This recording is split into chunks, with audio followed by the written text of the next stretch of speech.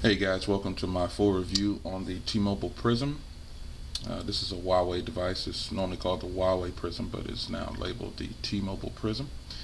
So going over the specs, it does run on T-Mobile's 3G network with the highest download speed, capable of 7.2 megabytes per second, megabits per second, excuse me. It's about 12 millimeters thick, has a 3.5 inch diagonal screen on there at 320 by 480. It does run 2.3 Android, so that's good. It has a 600 megahertz Qualcomm processor. It has a 512 megabytes of RAM, which is pretty good. It needs it. And it only has 179 megabytes of internal memory available to the user, but it did come pre-installed with a 2 gig card.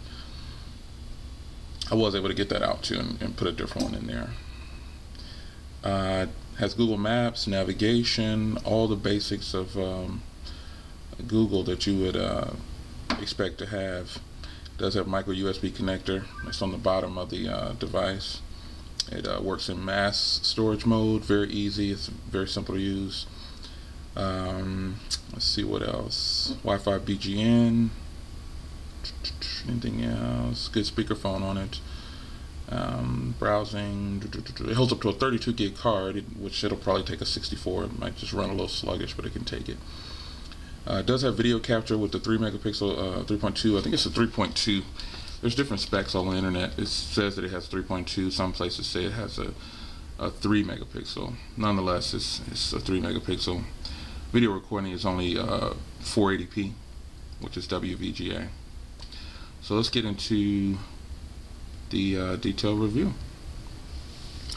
So taking a look at the hardware, on the top you've got the power button and the 3.5 millimeter headphone jack. Nothing along the right side. Along the bottom you've got the microphone pinhole there, and you've got the micro USB charging port and USB cable connection for your mass storage or syncing to a computer. And on the left side you got your volume rocker. And on the back you've got the 3+ megapixel camera. On the back here you've got the speaker grill. Let's pop it off. Here you have access to the 2 gigabytes of storage card. You can put obviously a higher card in there. I was able to remove the original one and freely take them about. I don't know what happened on the other video. I just couldn't get it out at the time. But you have access to your battery, which is a 1400 milliamp battery. SIM card slot is right there, and this is the little part for your speaker grill where it comes out. Back just slides on like so. And you can see here's access to the lock screen. It's just typical stock 2.3. So first thing we can cover is the internet browsing. I do have it connected to Wi-Fi.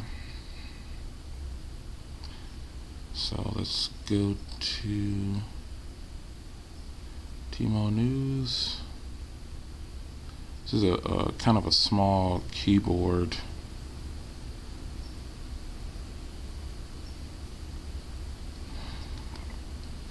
For my hands it is. So we'll load up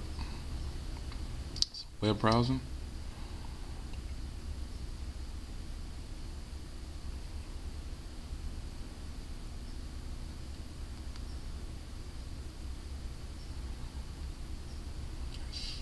Go into a web page here. Links.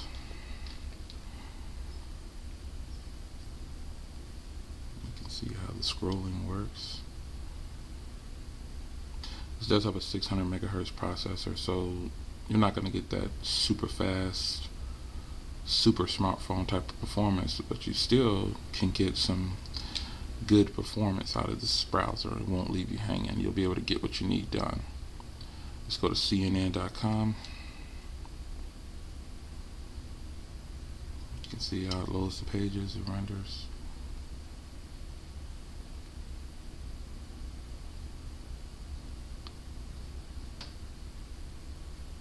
Go to a different browser here, or a different page.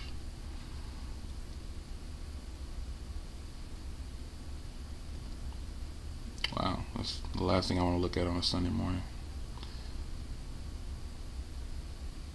Let's go to Engadget. Heavy web page.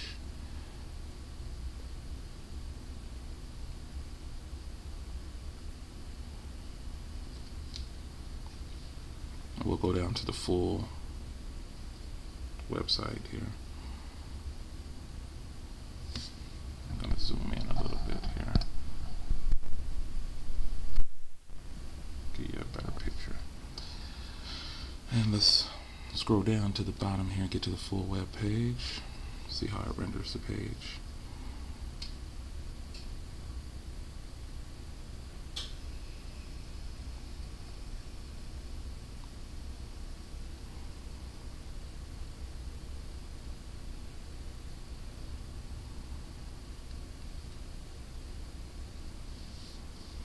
Has a little trouble. I mean, this is a heavy site, and you can see how it kind of starts at a zoom, and you have to zoom out.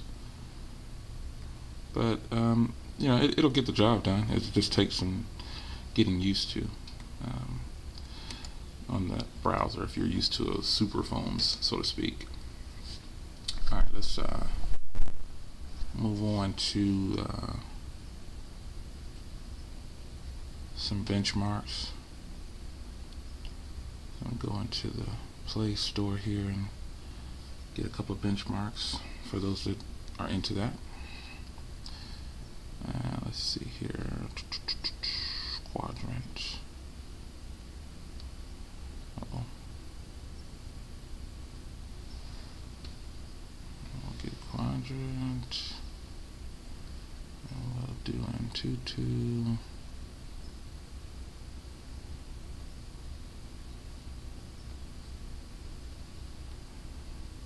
These only take a second to download.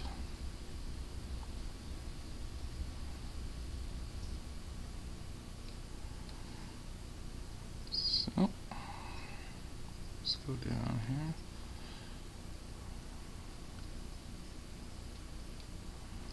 Wait for it to put them in. There we go. All right.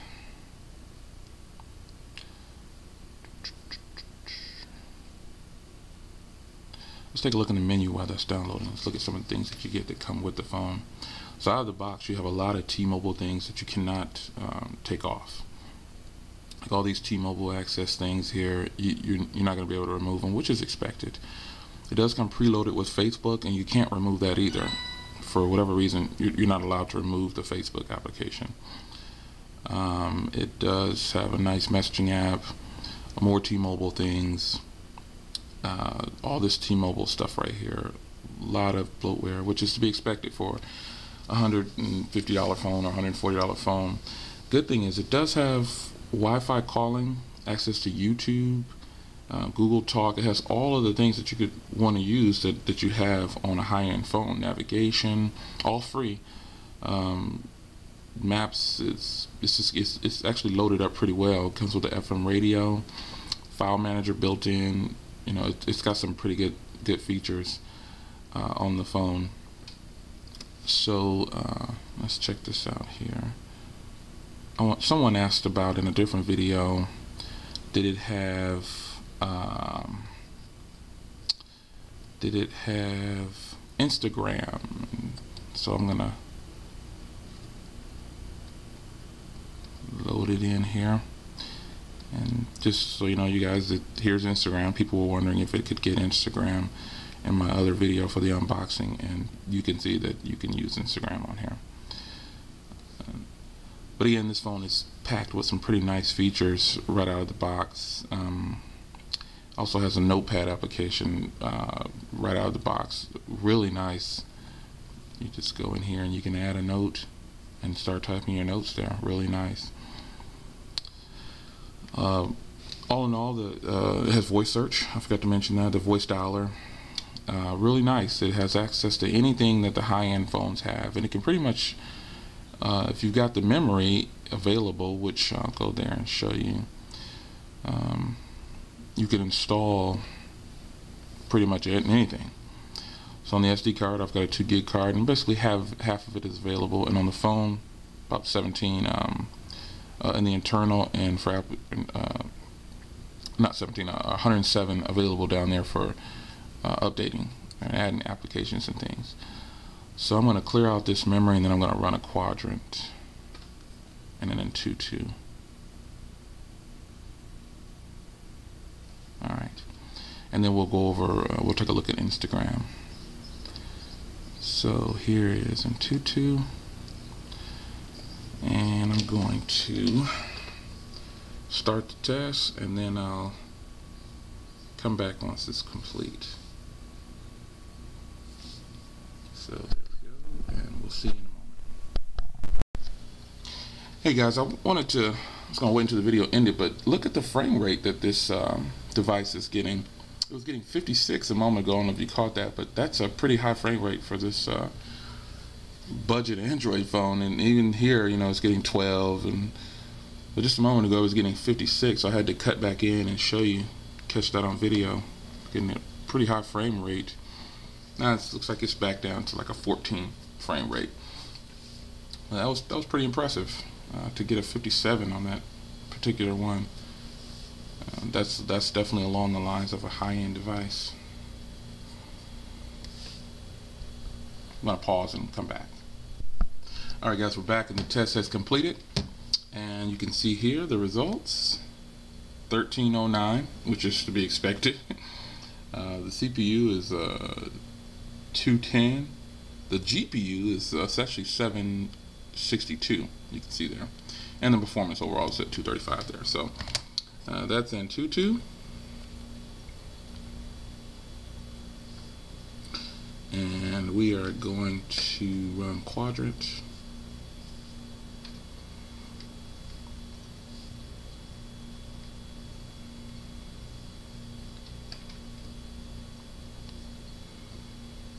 Now we'll come back once this is done. Alright guys, that test took, wow, it was over 5 minutes, because I have my camera set to automatically shut off at 5 minutes. But anyway, let's take a look at the benchmarks. In some areas it did get about a 30 frame rate. And this one, your device, 499. And so there's your quadrant. I can take a look at the camera interface. You got your standards here, you got your settings. Goes up to a 3 megapixel, super fine. It's got all of that in there. Those options. You can turn location on for taking pictures. Got your white balance in here. Here's your zoom. It's got a 2.8 times zoom. It has video. You can see here color effects, a couple different settings you can play with there. White balance, and here's where you have your high, low, MMS, and YouTube, which definitely says low end, or not industry standard. I won't say low end, because every phone has potential, and this one surely does. So let's take a picture here. I'm going to step off and take a picture of phone here. You can hear the loud clicking. So here is your picture. It takes a second to clear up, but you know, for it to be a 3 megapixel, it's not a bad picture. I mean, it gets the job done. You just want to continue to use it in high lighting. Low lighting will be really bad. So that's the camera. Phone dialer, obviously you get some pretty big buttons here. It's very nice. It works. Call log, contacts, favorites, and groups, all on the top. Pretty standard on Android. Music playback. Let's see what my little girl has in here. Wow. I won't play any of the. I'll do a YouTube. I'll go ahead and go to YouTube. Actually, you know, I'll go ahead and show you guys Instagram first. Won't play any music because there's too many copywriting laws out there. So here is Instagram, and I don't want to do any kind of sign up. I don't use Instagram on a regular, so that's why I'm getting this. But you know, it'll use Instagram, just so you know. If someone had a question about that, I don't want to get into the sign up and all that. Alright, so let's get into, it just dropped my Wi-Fi connection for whatever reason. Now it's coming back. Let's back out of here. There we go. Alright, so let's start up a video. Let's search my videos. There I am. And let's go into my old video. YouTube is perfectly fine. It plays well, just like any other YouTube application. Everything does, it gets the job done. Obviously, you're dealing with a processor that's 600 megahertz. So what's up, YouTube? Let's take a look. Here's the Samsung T349. Really good phone.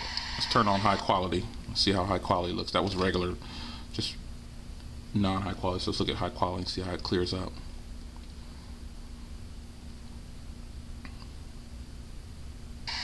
There you go. Looks pretty good. Having trouble buffering, but it. Believe it or not, There you go. turns out to be extremely good. It's very thin. Very loud speaker on this device. Very curved. Very lightweight with the battery. Micro SD. As you can see. So that's a look at YouTube. Overall, I think you're going to be pleased with the purchase. You're not getting the processing power of a high-end phone, but you still get some pretty nice, you've got some high-end features. You're just not getting the processing power. So here's let's see here, try this, see if it's already good. Walmart, and there it is. You can see it grabs Walmart, and let's see here, it's getting the driving directions. And it's latched on to GPS really quickly, if you can see that. Then turn left, turn right. Yeah, that's pretty nice. So it's good to go on GPS. It's free. It's on the phone already. I mean, that's a really nice thing to see, that they're starting to get every phone on board. If you're going to have a smartphone, even if it's so-called low end, it's still gonna do its thing, and you get some of the perks of the high-end devices. Let's see here. It has a news and weather. It has a great widget here. I mean, it's an Android widget, so as a matter of fact, let's take a look and see what comes in the widgets here, what you get. So you've got your clock, there's more T-Mobile things there, calendar, Facebook, your favorites, more T-Mobile things, Google, your calendar. My conversations, I'm going to put that on so you can see what it looks like. It's really, really, really nice. Let this finish this install here.